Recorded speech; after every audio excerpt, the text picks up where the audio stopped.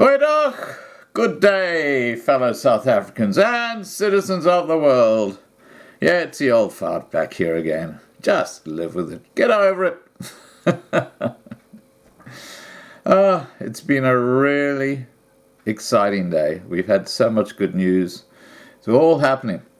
But not so good is what's happening for the ANC. And it's kind of like poetic justice, isn't it? That the ANC is just fracturing. You know what it actually is like? It's like if you have a look at the xenophobia happening in South Africa, there is so much tribalism going on, and it's happening within the ANC now. The Zuma faction is basically the Zulu faction. Ramaphosa is not from the Zulu or the Xhosa, so he's kind of sitting out like a shag on a rock. And they're all wanting a piece of him. And here's the proof.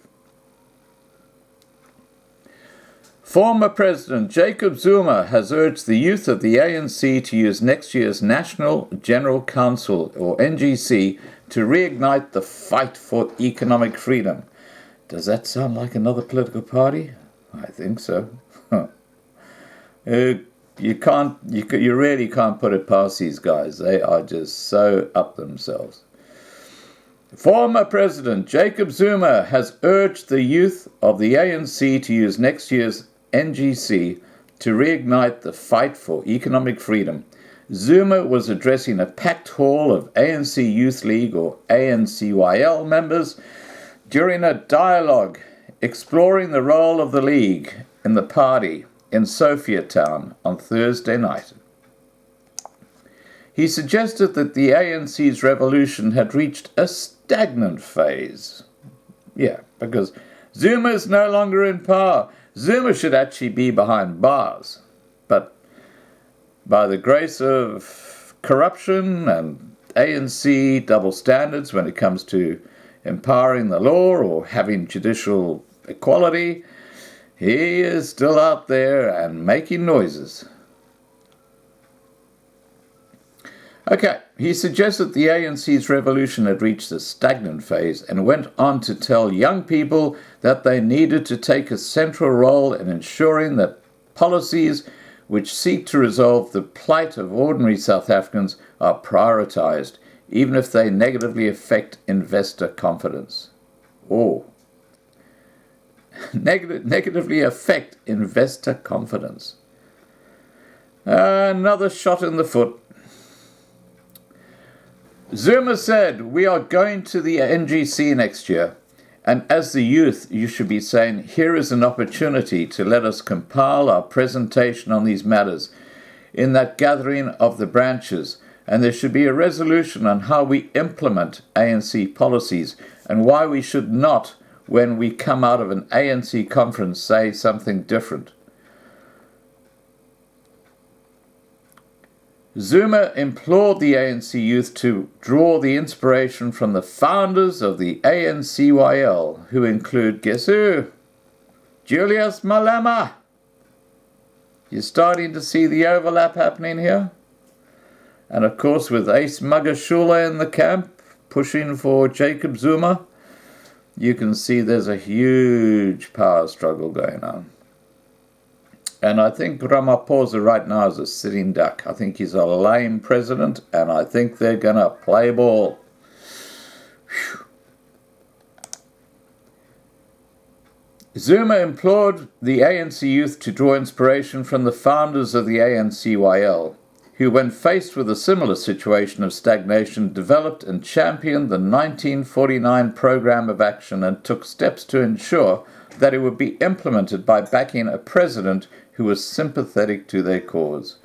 The Youth League of Mandela Tambo and co., realizing that the ANC was not moving in the right direction, said they were only going to support a candidate who undertook to implement a program of action which was in line with emancipating deprived South Africans, Zuma said. Now, for a guy who can't even express 1 million, I don't know if you've seen that famous video clip of him trying to explain the membership of the ANC, and he says something like 1,325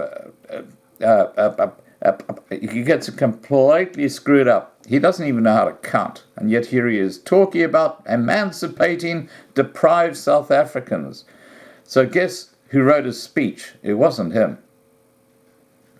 They said amongst themselves, for us to achieve this policy and objective, we could not continue with the president at the time and needed someone who would implement the political programs of the Congress. It was a case of liking anyone but following a program to liberate themselves, said Zuma. In a veiled swipe at the Cyril Ramaphosa-led ANC, which has been accused of dragging its feet in implementing resolutions taken during the party's 54th National Conference, Zuma said the youth must respond by being more radically activist and leading activists towards the fulfillment of radical economic transformation, or RET. Despite South Africa's social problems being characterized by a term triple challenge, focusing on poverty, unemployment and equality, Zuma said that was incorrect and a simplification. He said the question is whether, from the viewpoint of the youth, these challenges are framed correctly, but even more importantly, whether the right measures are being taken to deal with them. The element of national oppression continues to stare us in the face because the remnants of colonialism and apartheid are still with us, he added. Isn't it wonderful? 25 years after the ANC took power, they still refer to colonialism and, of course, apartheid, blaming everything on that. Now, Zuma was the most corrupt African politician ever. He just totally screwed up the South African economy. He wasn't the only one on the take. We had the Guptas. We know all about state capture. There's the Zondo Commission looking at that right now. Although nothing will probably happen because these guys are above the law. They've got so many contacts in the judiciary that it all gets put under File 13 and lost and shafted away. That's how African politics work. And it's not just in South Africa. They do the same around the world. It's all just a complete hocus pocus. They have absolutely no idea of the democracy that they took over. They're just bringing in their brand, which is just take, steal, pillage, loot. Those are the 4 words that they all are interested when they're at the top of the political tree. Anyway, getting back to this commentary, Zuma said the Youth League must never be puzzled by sweet language rather than what the leader says about the political program of the ANC. The 53rd National Conference of the ANC took up the view that the national program thus far was not addressing the fundamental elements of the apartheid and colonial system. It resolved to embark on the second and more radical phase of the transition to the national democratic society. A radical document must come from you. You are capable of doing so, said Zuma. Now, this guy is obviously being tutored by someone. I mean, he's talking way above his scale when he gives these speeches. He's just presenting someone else's speech. It'll be very, very interesting to know who actually puts those speeches together. And I would not be surprised if it's someone either in America or up in Europe. And I would not be surprised if Soros and the Open Societies Foundation were directly involved in this sort of mischievous behavior by saying these sort of things to undermine a totally corrupt ANC government under Ramaphosa. It's very, very sad what's going on in South Africa. All right, guys, please remember to subscribe to be kept informed. Ring the bell for the updates and have a great day.